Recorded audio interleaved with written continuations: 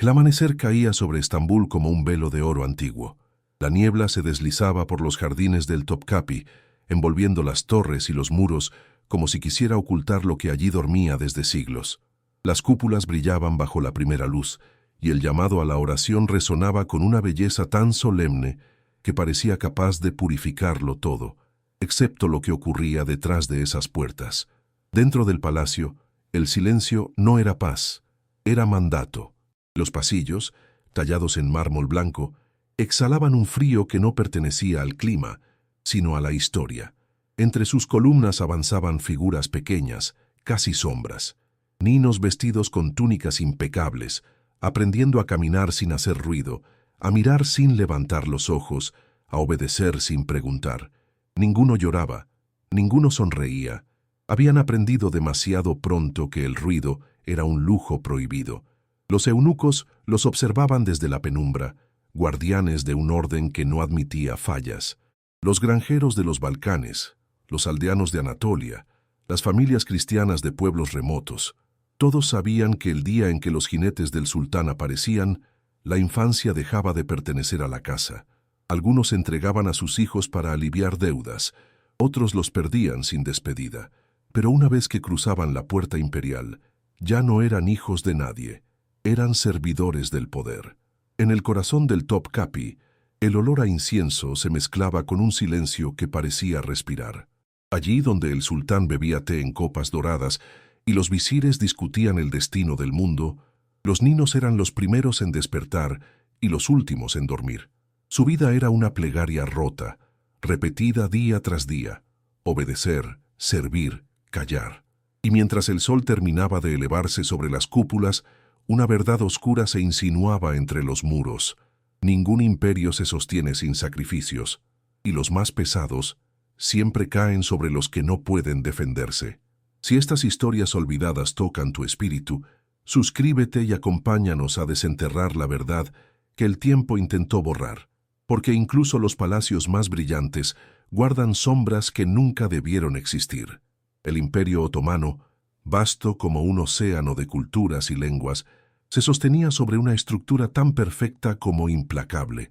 En sus crónicas oficiales se hablaba de justicia, de orden, de fe, pero entre las páginas doradas había un capítulo que los historiadores siempre narraron en voz baja, el de los Asemi o Lanlar, los ninos conducidos al palacio para servir al sultán. Todo comenzó con el Devshirme, el tributo humano que tomaba a los hijos de los pueblos cristianos de los Balcanes. Los jinetes llegaban a aldeas remotas, elegían a los más fuertes, a los más bellos, a los más dóciles, y los arrancaban de sus familias en nombre del deber imperial. A veces las madres corrían detrás de los caballos hasta perder la voz. Otras se arrodillaban ofreciendo oro o plegarias. Nada las salvaba.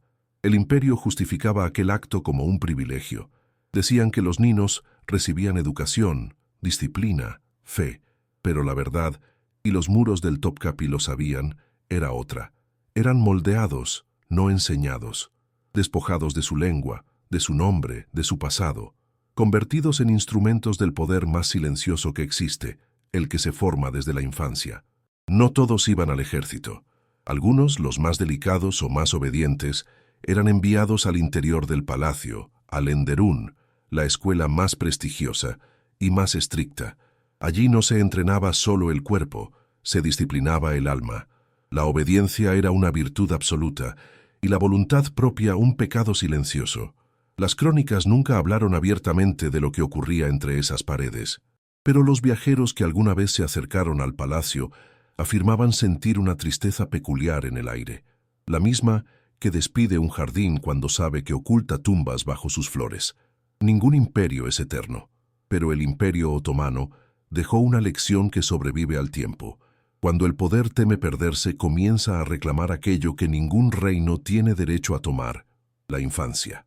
Con el paso de los años, los ninos del palacio aprendieron que la obediencia no era simplemente una regla, era un muro invisible que los separaba de todo lo humano.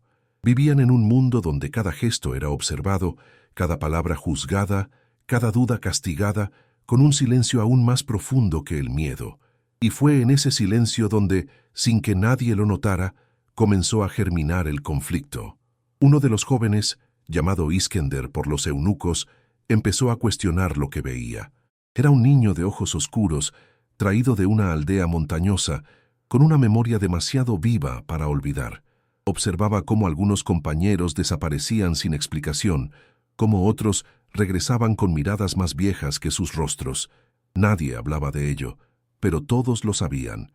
En el palacio la desobediencia no dejaba huellas, porque no dejaba testigos. Los instructores repetían una frase que caía como un peso sobre los corazones: quien sirve sin alma, sirve mejor. Los niños la escuchaban cada mañana antes de entrenar.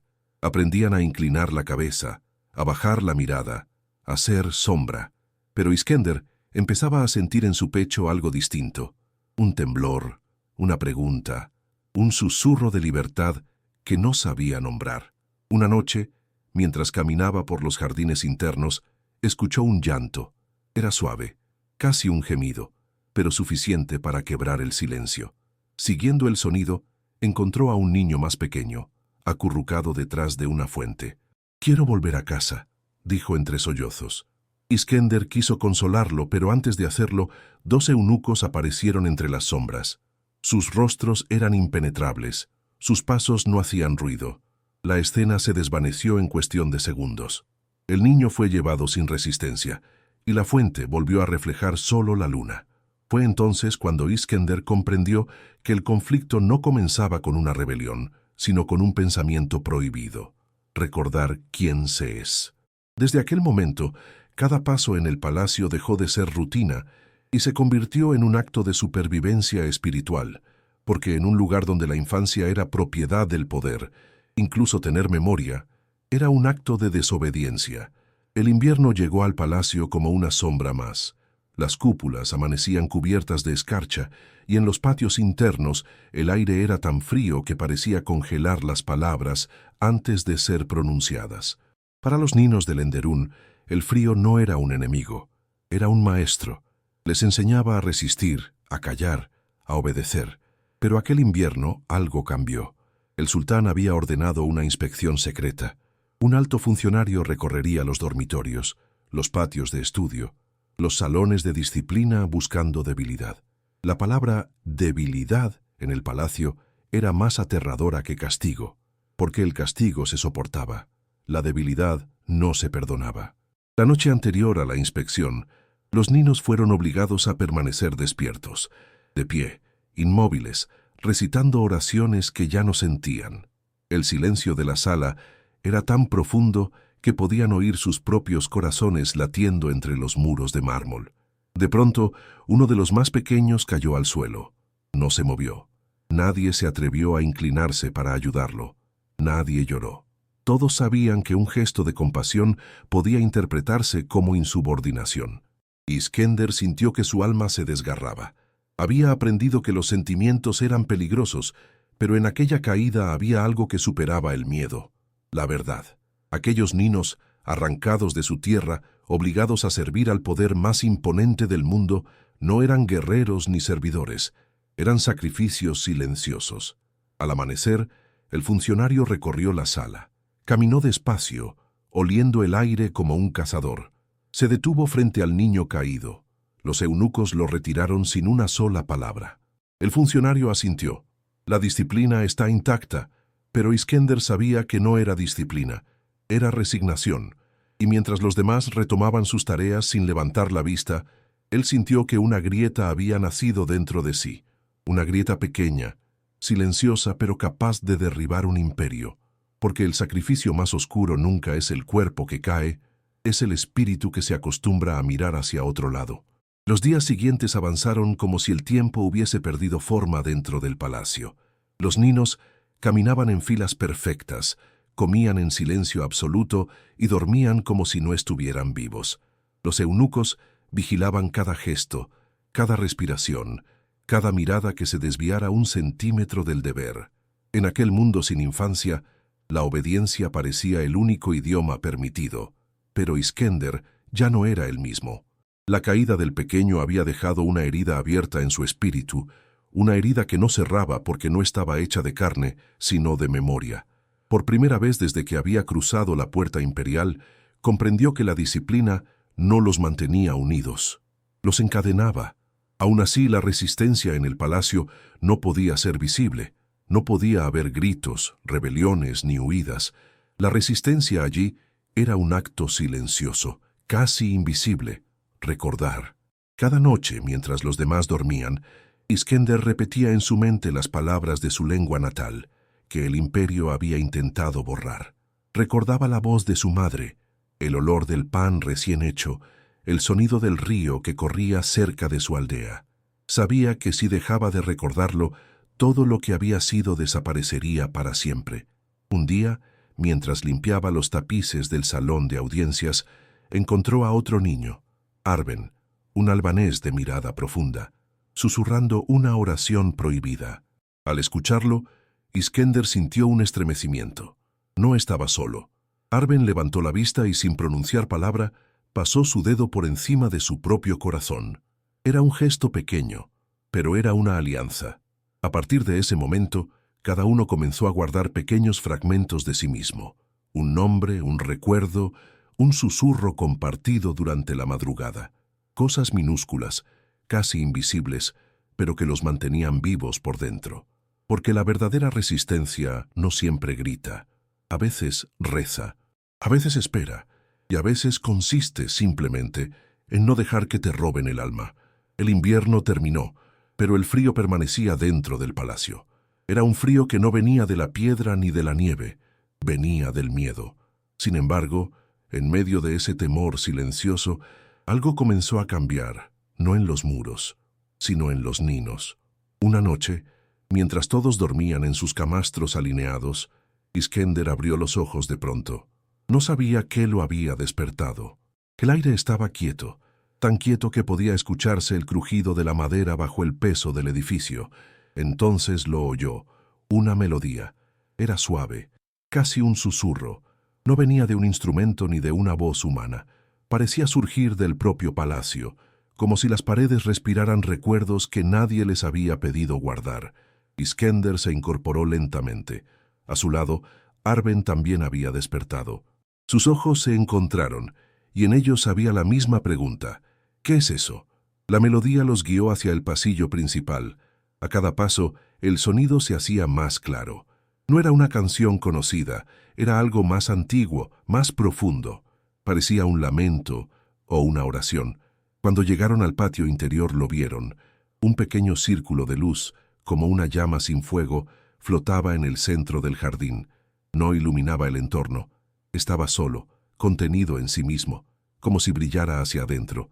Los ninos se quedaron inmóviles. Ninguno habló. La luz vibró, y durante un instante, solo uno, Iskender sintió algo que no había sentido desde que era niño. Paz. Pero no era una paz que viniera del palacio. Era una paz que venía a pesar del palacio. La luz se apagó lentamente, sin ruido, sin despedida. La melodía desapareció con ella. Arben respiró hondo y susurró la única palabra que podía explicar lo que ambos habían sentido. Recuerdo. No sabían si había sido un milagro o un mensaje. No sabían si venía de Dios, de sus familias, o del espíritu de los que se habían perdido en esos muros. Solo sabían que no estaban abandonados. Por primera vez, comprendieron que incluso en los lugares más oscuros existe un resplandor que no puede apagarse, el de la infancia que se niega a morir. Con el paso de los años, muchos de aquellos niños crecieron dentro del palacio, convertidos en jóvenes silenciosos, disciplinados, invisibles. Algunos llegaron a ocupar puestos importantes, otros desaparecieron en los pasillos del poder, como sombras que el tiempo nunca reclamó. Pero en todos ellos quedó grabada una marca que no pertenecía al sultán, ni al imperio, ni a las leyes. La memoria de una infancia tomada y un espíritu que, aún así, se negó a extinguirse. Los historiadores hablaron del Devshirme como un mecanismo eficiente, casi admirable, capaz de convertir campesinos en visires, cristianos en soldados leales, ninos en instrumentos perfectos del poder. Pero lo que nunca escribieron en sus crónicas fue lo que ocurría en el interior, las noches en las que los jóvenes despertaban llorando en silencio, las veces en que escuchaban sus nombres verdaderos solo dentro de sus propios pensamientos. Los pequeños actos de hermandad que mantenían viva la humanidad que el imperio intentaba borrar. Después de la caída del Imperio Otomano, los testimonios comenzaron a salir a la luz.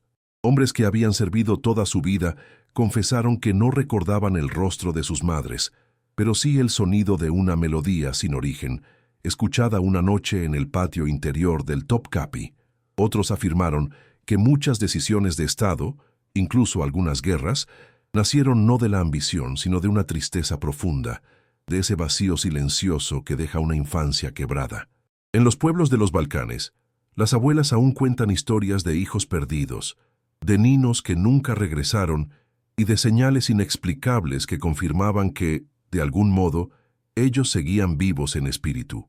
Y cada vez que una vela se enciende en memoria de esos niños, dicen que una brisa suave atraviesa la habitación, como si una presencia antigua se inclinara para escuchar su propio nombre.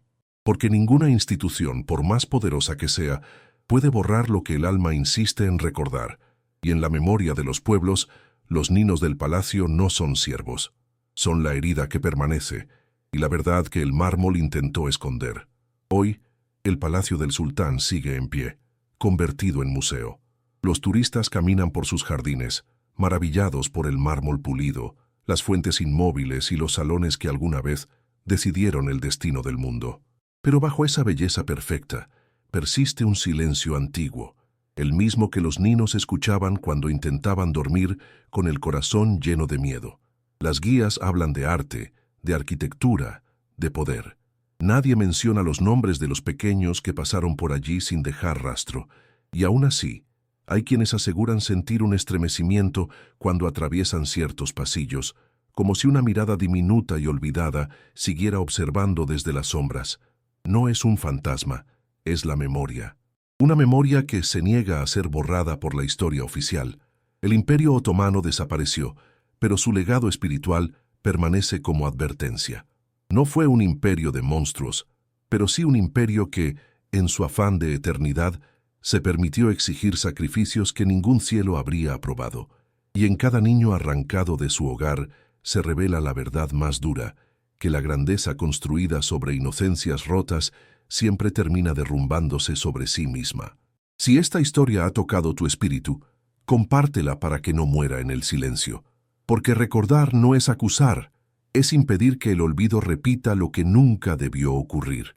Que la historia de aquellos niños permanezca viva, no como condena, sino como oración. Porque en ellos, en sus pequeñas luchas silenciosas, se esconde la lección más profunda, que incluso en los palacios más poderosos, la verdadera eternidad pertenece a quienes se atreven a recordar.